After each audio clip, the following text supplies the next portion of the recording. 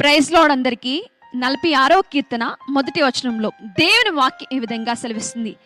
దేవుడు మనకు ఆశ్రయమును దుర్గమునై ఉన్నాడు, ఆపత్కాలంలో ఆయన నమ్ముకొనదగిన సహాయకుడు అని దేవుని వాక్యం సెలవిస్తుంది. ఆపద వచ్చినప్పుడు ఆయన నమ్ముకొనదగిన సహాయకుడు. ఆయనే మనకు ఆపదలు వచ్చినప్పుడు మనల్ని విడిపిస్తాడు అన్నాడు. హాగరు జీవితంలో చేసిన దేవుడు. హాగర్కి ఆపద వచ్చింది, ఎవరు సహాయం చేసేవారు లేరు, కానీ దేవాతి దేవుడే ఆమె దగ్గరే నీటి బుగ్గను పుట్టించాడు. ఆపద వచ్చినప్పుడు దేవాతి దేవుడు ఆమెకి ప్రత్యక్షమై దేవాతి దేవుడు ఆ ఆపద నుంచి విడిపించాడు.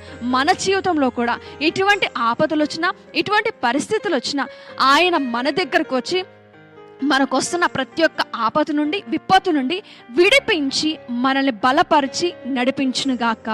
ఆమేన్.